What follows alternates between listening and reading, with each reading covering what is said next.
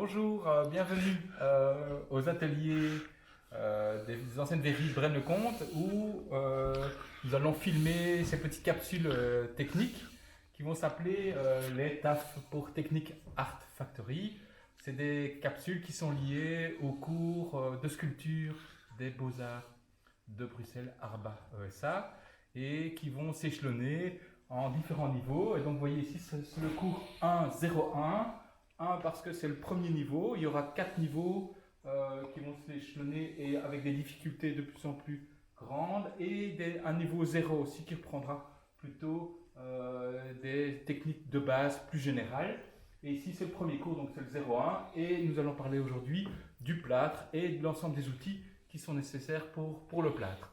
Alors avant d'aller plus loin au niveau même du plâtre et de comprendre un petit peu qu'est-ce que ce matériau, j'ai fait un ensemble, on a fait un ensemble avec Mario d'outils que vous pouvez retrouver dans les ateliers et qui peuvent servir pour l'ensemble au plâtre, mais vous verrez que beaucoup d'outils sont multiples et peuvent servir aussi à d'autres techniques.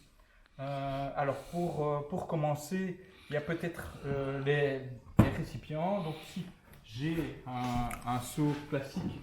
En général pour le plâtre, on va utiliser plutôt un seau souple ici en PVC, mais idéalement même vous pouvez avoir un seau en caoutchouc. Et puis vous avez les deux tailles de bol en caoutchouc. J'utilise aussi parfois un ballon, le ballon, qui permet d'avoir un récipient souple pour pouvoir couler et venir dans des endroits plus restreints. Alors ici on a un ensemble de produits démoulants qu'on ne va pas utiliser aujourd'hui, mais comme ça vous les voyez. Parfois je mets un mélange d'huile de lin térébenthine. On a ici un savon mou, ici du savon noir liquide, il y a de la vaseline ici, et alors j'ai des pinceaux pour appliquer. Dans les autres outils que vous allez retrouver, on a ici toute la famille des outils pour mettre en forme le plâtre une fois qu'il a fait sa prise. Donc ici c'est les outils à frapper, et donc avec des outils pour le bois, mais aussi il y a des outils qui sont prévus directement pour le travail du plâtre dur, et différents outils ici fabriqués maison pour mettre en forme, étirer, râper, et voilà. Et puis vous avez d'autres outils qui vont permettre de travailler le plâtre. Vous avez les râpes, on utilise souvent les râpes à bois ici qui sont, vous voyez, ouvertes de façon à laisser passer le plâtre. C'est très utile quand le plâtre est encore frais et qu'il est donc collant, parce que si vous utilisez une râpe classique, vous allez directement remplir l'espace de la râpe et elle ne va plus fonctionner. Vous avez les petits outils ici qui fonctionnent aussi comme des râpes qu'on appelle des rifloirs. Il y en a de toutes les tailles avec des grains plus ou moins durs et qui vont permettre aussi de travailler le plâtre une fois qu'il est bien sec, et ceci c'est plutôt pour le travail du plâtre quand il est encore tendre et humide. Alors ici il y a une petite zone avec les mélangeurs. On mélange en général le plâtre en petits volumes à la main, mais on peut le mélanger aussi à la machine quand il y a des plus grands volumes. Et donc on peut simplement avoir les mélangeurs ici pour le plâtre, mais même le mélangeur à peinture fonctionne très bien. Ou vous avez en professionnel pour des grands volumes les mélangeurs qui sont prévus directement pour ce genre d'usage. Après ici on va retrouver les outils pour le travail du plâtre liquide. Alors vous avez toutes les spatules. Alors ceci c'est des spatules classiques que vous retrouvez dans les magasins d'outillage, qui ont été simplement transformées à l'atelier où Mario a recoupé les angles de façon à ce que l'outil puisse, je vais montrer, puisse venir dans le coin du bol et venir faire le mélange convenablement. Que si vous travaillez avec un outil avec un angle, vous n'allez pas savoir faire un mélange convenable de votre plâtre. Et donc ça fonctionne très bien. Une autre façon de fonctionner aussi, c'est d'avoir les spatules ce qu'on appelle les spatules de vitrier, hein, qui ont cette forme pointue en forme de feuille, qui sont soit planes, soit comme vous voyez comme celle-ci, qui sont légèrement courbées et qui fonctionnent aussi très bien pour mélanger le plâtre. Et puis vous avez ici les outils du travail du plâtre pour venir appliquer le plâtre quand il est sous forme de mortier sur les surfaces. Et alors ici, la dernière zone, vous allez retrouver tous les outils, soit pour l'appliquer, on applique au pinceau le plâtre quand il est liquide, ou on vient à la jeter, à la voler, pardon, avec ce genre de pinceau qu'on fabrique à l'atelier.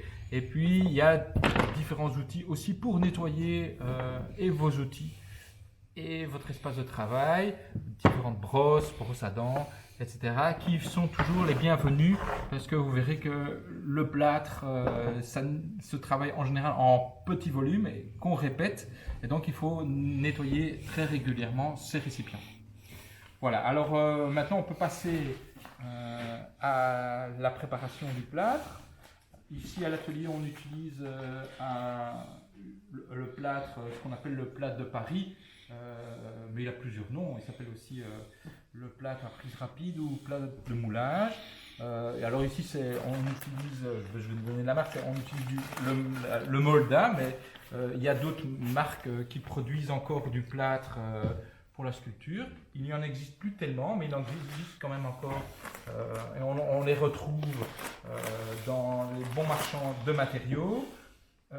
Alors, une petite chose à faire attention quand vous allez acheter le plâtre, c'est que tous les plâtres ont une date de péremption, et vous allez retrouver, vous voyez ici, la date, et ce n'est pas la date à laquelle le plâtre n'est plus valable, c'est la date à laquelle il a été il est sorti d'usine, et donc ça veut dire que vous pouvez normalement l'utiliser 2 bonnes années si le sac n'est pas ouvert après sa fabrication. Alors le plâtre que nous utilisons ici, ce n'est pas tout à fait le même plâtre que le plâtre de plafonnage. Pourquoi? Parce qu'il est d'abord plus fin. C'est un plâtre aussi tout à fait naturel. Je reviens après sur ce que c'est le plâtre de la sculpture. Et c'est un plâtre aussi qui a, comme un de ses noms le dit, qui a une prise relativement rapide. Donc on a un temps d'utilisation d'une quinzaine de minutes. Et ce temps peut être raccourci ou rallongé, mais ça on le verra dans d'autres cours plus tard, par rapport à un Goldband qui va prendre par exemple lui dans les 3/4 d'heure. Alors l'origine du plâtre, c'est une pierre, la pierre c'est le gypse, qui est une pierre assez courante qu'on retrouve en Europe et dans le monde entier. Et l'origine du plâtre, on peut la lier dans le monde à l'origine de la céramique, puisque on peut imaginer que dans les premiers fours à céramique, où il y a eu des températures suffisamment importantes, on a eu des pierres de ces fours qui sont transformées et qui ont donné cette poudre blanche, le plâtre. Mais pour savoir, le gypse pour la réalisation du plâtre est cuit à assez basse température, entre 150 et 200 degrés. Alors le gypse, c'est en fait un dépôt qui se faisait dans les mers, qui s'est fait dans les mers il y a relativement longtemps, mais nettement moins longtemps que les dépôts calcaires qui ont fait le marbre. C'est donc c'est du silicate de calcium, et le silicate de calcium, c'est le gypse, et il est en fait c'est une double molécule si vous voulez. Donc vous avez le CaSO4 qui est le silicate de calcium, mais qui est toujours lié avec un hydrate, donc avec de l'eau. Alors quand il est sous forme de gypse, il est lié avec deux eaux, donc c'est le CaSO4 et 2 fois H2O, et puis on va le cuire à 150-200 degrés, et il va perdre une eau et demie, donc il va y avoir plus que CaSO4 et un demi H2O, et donc c'est cette place pour avoir de nouveau un et demi H2O qui va permettre au plâtre de réagir et de reprendre sa forme de gypse qu'il avait au départ. Donc ça c'est important à savoir parce que ça veut dire que c'est un matériau qui est 100% recyclable. Donc anciennement dans les ateliers, le plâtre n'était jamais évacué, c'était jamais un déchet, c'est-à-dire qu'il était chaque fois reconditionné, recuit et puis rebroyé pour refaire un matériau qui peut être réutilisé autant qu'on le veut. Donc c'est tout à fait un matériau qui rentre dans cette idée d'économie circulaire contemporaine. Actuellement, d'ailleurs, il y a un grand développement du recyclage des matériaux issus du gypse. Alors, voilà. Alors, je vais vous montrer maintenant comment est-ce qu'on prépare un plâtre. Alors, la préparation du plâtre s'appelle le gâchage. Et donc, le gâchage, c'est ce moment où on va venir mettre le plâtre dans l'eau. Alors, vous avez vu que j'ai préparé, comme dans un cours de cuisine, un petit peu d'eau. Alors, comme on va venir remplir complètement mon volume d'eau de plâtre, vous allez environ doubler votre volume original d'eau. Et donc, ça ne sert à rien d'aller plus loin qu'un bon tiers du volume de votre récipient. Sinon, vous n'arrivez jamais à pouvoir mélanger convenablement votre plâtre. Donc ici, vous voyez, j'ai un petit tiers de bol. Et puis, je vais venir gâcher mon plâtre sur la surface de l'eau. Alors, ça se fait sans mélanger mon plâtre. Je vais simplement additionner le plâtre et vous voyez que je le répartis sur toute la surface de mon eau et je laisse le plâtre, vous voyez, on va le montrer ici, le plâtre descend dans l'eau. Voilà. Et je ne mélange absolument pas, sinon je perds ce repère. Vous allez voir, on va gaver complètement l'eau avec le plâtre. Le plâtre continue à descendre dans l'eau. On voit le volume qui augmente. Voilà. Et on commence à avoir un îlot de plâtre qui ne sait plus être absorbé. Donc je vais terminer. Voilà. Et si vous voyez, si vous regardez, on voit que le plâtre arrive à fleur partout. Que je n'ai plus d'eau séparée, j'ai du plâtre partout. Quand j'ai un mélange comme ça, je sais que j'ai un bon rapport entre l'eau et mon plâtre sec pour avoir un mélange juste comme il faut liquide. Alors je vous montre ce que ça donne. Alors ici je vais le mélanger à l'outil. Certains préfèrent pour les petits mélanges de le mélanger à la main parce que ça permet de venir en plus broyer les fins grumeaux qui pourraient s'être faits dans mon plâtre. Voilà. Et alors, un petit repère que vous voyez, c'est que le plâtre vient bien couvrir l'outil. Si, quand vous préparez votre plâtre avec votre outil est délavé comme ça veut dire que vous avez un plâtre qui est définitivement trop clair. Et donc à ce moment-là, il faut l'enrichir parce que vous allez avoir un plâtre qui ne va pas faire une prise suffisante puisqu'il y a trop d'eau dedans. Et donc vous allez avoir un plâtre mou. Alors vous voyez ici aussi en surface quelques petites bulles d'air dans mon plâtre. Ces petites bulles d'air, c'est de l'air qui a été emmené par le plâtre sec dans mon eau. Ça vaut la peine quand vous devez faire un moulage précis de faire remonter vos bulles d'air.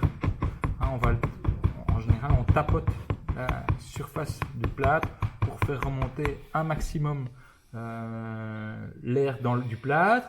Après, idéalement, dans les ateliers de moulage professionnels, ils ont des cloches à vide où ils vont venir aspirer et tout à fait dégazer le plâtre. Alors, une fois qu'on a ce mélange ici, on a un mélange qui est utilisable, on dira, un quart d'heure. Alors, il va se passer différentes choses pendant cette prise du plâtre. La première chose, c'est que il va changer d'état petit à petit. Ici, vous voyez, il a un côté un peu laiteux comme une pâte à crêpes, il va devenir de plus en plus épais pour devenir comme un mortier, pour finir par avoir un état semi-solide où il a une prise et donc on peut lui donner une forme jusqu'à devenir tout à fait dur d'ici un quart d'heure où on ne pourra plus à ce moment-là le manipuler. Alors à savoir un plâtre, une fois qu'il est mélangé, on évite de remettre de l'eau dedans. Par contre, on peut toujours le réenrichir si jamais on a un plâtre qui est trop léger ou si on doit changer son étape par rapport à un travail qu'on doit faire. Alors, vous voyez ici, donc j'ai mon plâtre, comme je vous avais dit, qui est un plâtre ici à couler. Si j'ai besoin après de lui donner une forme, je vais pouvoir l'enrichir un petit peu. Je vais le remélanger.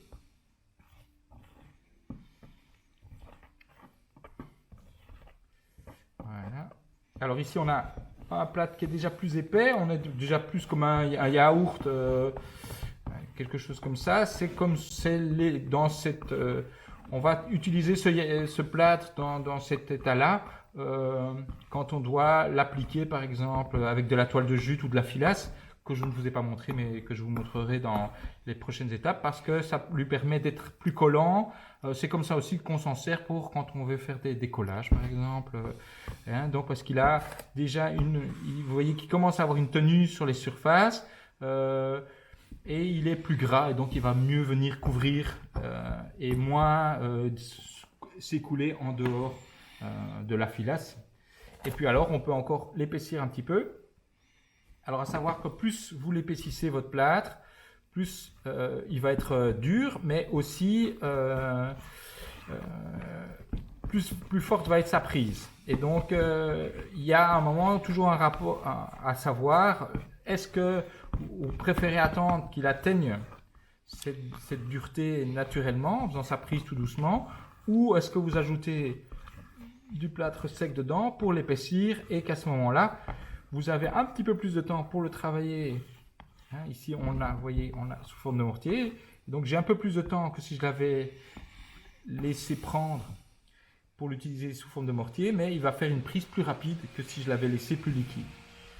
Vous voyez qu'ici, il a une tenue. Et donc, si je le mets sur le bord de mon bol, il va garder plus ou moins son volume. Alors, à savoir aussi, le plâtre, c'est un matériau qui se liquéfie quand on l'agite. Je vais vous montrer. Si je l'agite, il va redescendre. Donc, ça veut dire que quand j'applique un plâtre, quand je viens lui donner sa forme, vous voyez ici, il y aura des exemples après dans les autres où on verrait comment on met en place un plâtre. Voilà. Si il n'a pas la place, la forme que je veux, si je viens le remettre, il va avoir tendance à retomber. Et d'autant plus, vous voyez, si je l'agite un petit peu, alors il redevient plus liquide et il va retomber. Donc le plâtre, il faut vraiment le poser et puis lui laisser un temps de repos, le temps qu'il fasse un petit peu sa prise, avant de revenir, quand on veut lui changer encore sa forme, plus délicatement par après. Voilà, donc ici, on va le laisser tranquille. Il va commencer à faire sa prise définitive d'ici 10 minutes, où on verra ensemble comment est-ce qu'on voit que la prise est correcte.